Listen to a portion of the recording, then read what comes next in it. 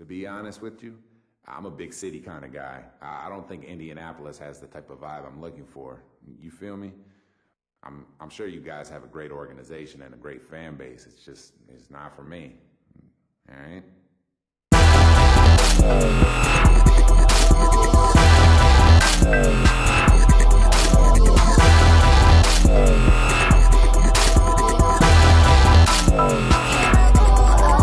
Obviously, you play at arguably our strongest position in point guard. John Wall is our centerpiece and who we're building this team around. We've got some promising pieces around him in JaVale McGee, Andre Bloch, and Nick Young. I think we're really lacking in depth, and I think you would be a great fit for our team. How well can you handle being on a team like this where the focus won't be on you? I mean, I can't sit here and tell you that I want to spend my entire career coming off the bench. No one can tell you that with a straight face. But in the meantime, I want to learn and I want to win. This team offers me both those opportunities. I'm a young player. I'm going to make some mistakes. With this roster, I won't be the only player in that situation, and that's something that's really comforting to me.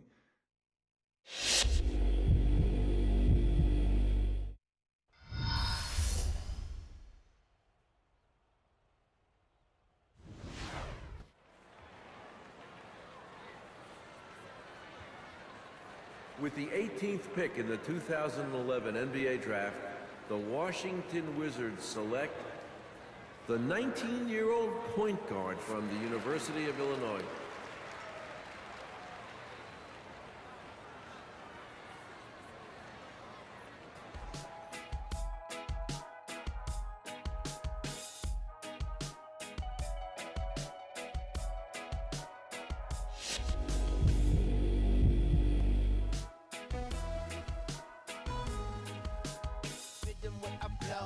Swimming in my ocean, underneath the reef, keep a frankincense potion, planets in the motion. Dimes steps out onto the floor. Hey, what's up, guys? It's Six, and I'm bringing you an NBA 2K12 gameplay. This is episode 1 of a series of my player gameplays that I'm going to be bringing you. And basically, I just wanted to introduce you to my player. His name is 6'6", but you can just call him 6 for short. He's a 6'6" point guard out of the University of Illinois, which is my school of choice. That's who I root for in college sports. Obviously not the greatest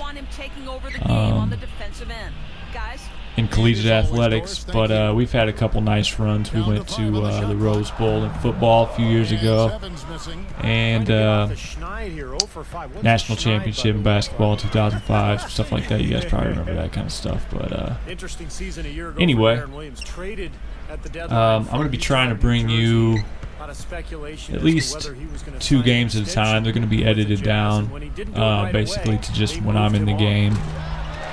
But I'll try to get at least 2 games at a time and put those in one video so we can knock a few of these out. Basically, I'm aiming to get my point guard, my player, to about 90 overall. I figured about 90 overall he'll be a pretty dominant point guard in the league, and hopefully I can get out of Washington.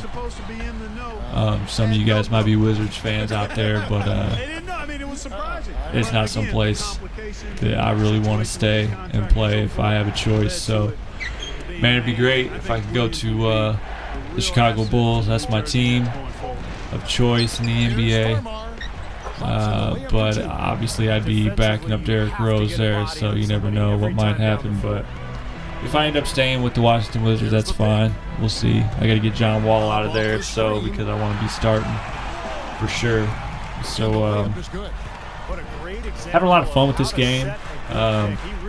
One thing that is kind of disappointing is that there's no more squad games as far as I know, and that is they took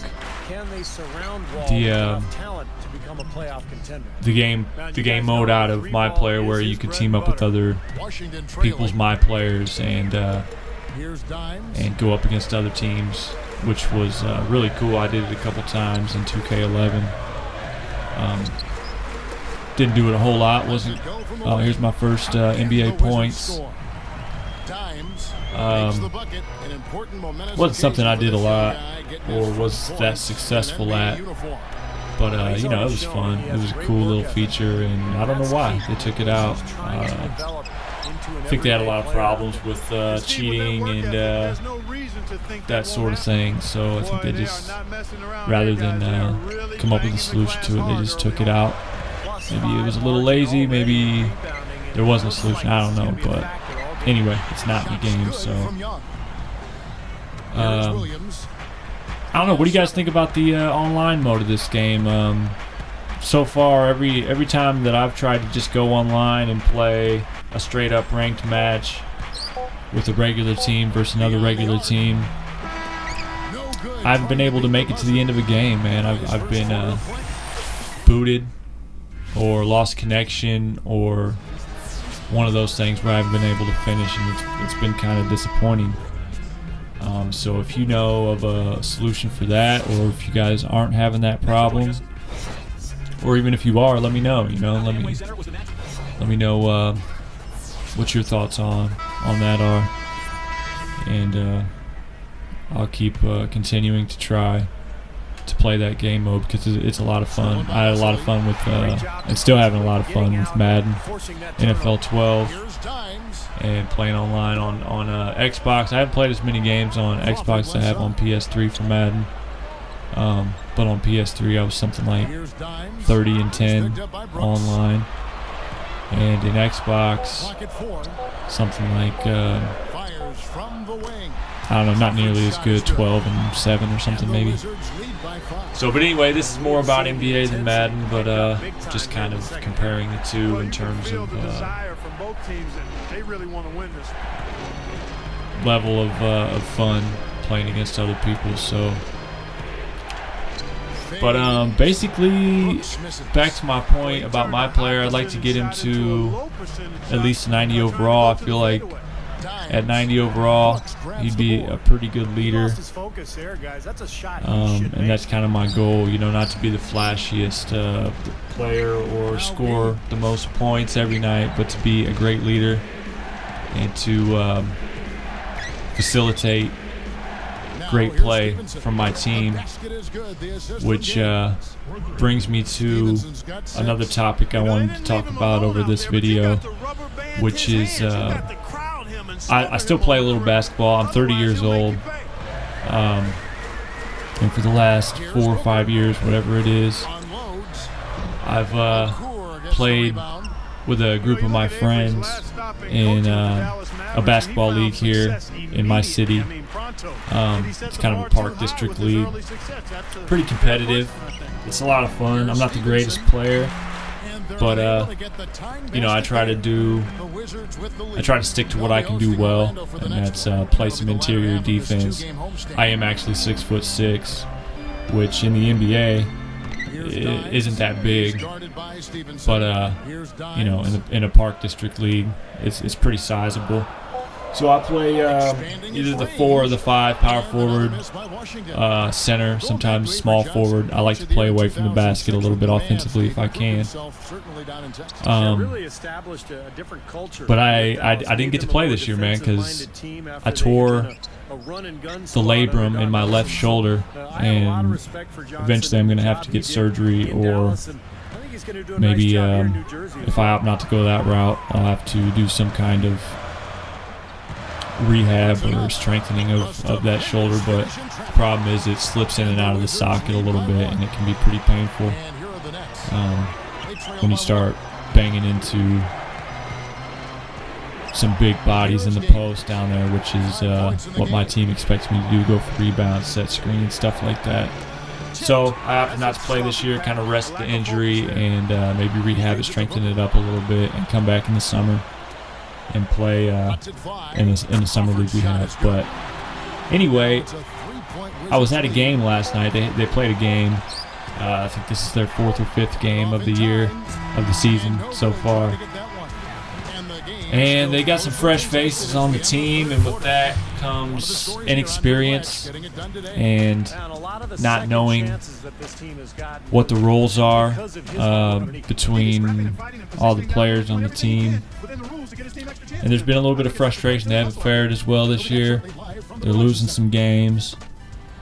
And, I was talking to my buddy, one of my better friends, probably one of my best friends, about what they need to do to get better.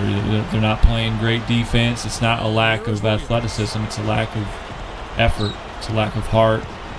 It's a lack of leadership. And that's basically what I was telling my friend. He's a cool guy, but more than that, he's a natural leader.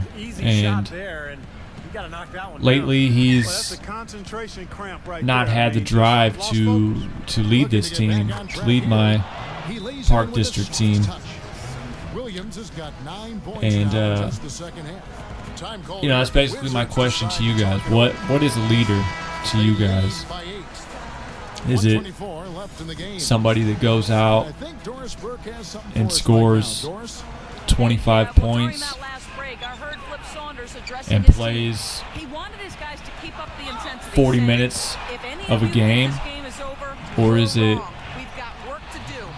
somebody that brings the intangibles to the table, somebody that facilitates a winning spirit and promotes others to do well what they can do and not go outside of themselves and not try to be a player that they're not?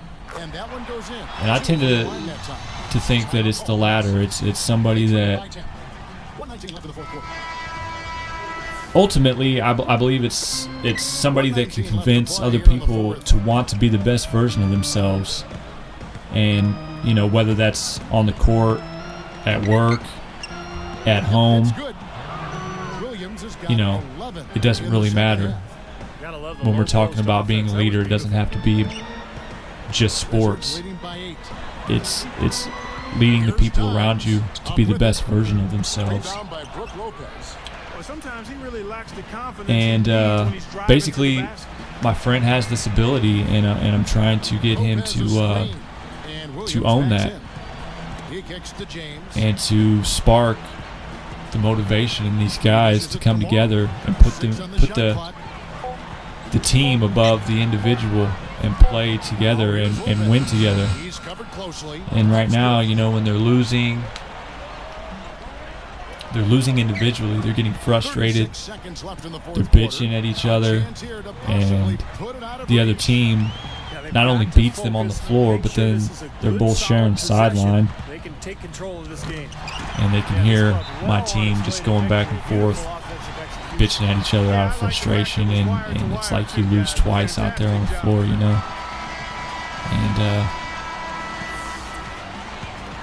nobody wants that. That's not a great feeling. So I'm trying to get my buddy, man, to realize that and take this group of talented individuals and make them come together as a team and play well together, and get this thing back on track, because it's a lot of fun when you're winning, but it's not a lot of fun when you're losing. And I think you guys could probably agree with that point. But anyway, I hope I didn't get too off point and lose some of you guys with my tangent, but hopefully you can relate. If not, maybe you don't play sports, but just whatever you do in sports, academics, at school, as a father, as a husband, or to the females out there as a mother or a sister or a daughter, go out there and just be a leader. Don't follow. Don't look to others to provide solutions for you. Go out there and make shit happen on your own. And that's basically that's basically the topic of this video, is just to go out there and be a leader, man, and have fun doing it. But anyway, this video is about done, so I just want to thank you guys for watching. And if you could rate the video, you know, if you like it, then give it a thumbs up. If you dislike it, give it a thumbs down. A little bit of constructive criticism or feedback would be great. And I'll be getting with you guys soon, all right? See ya.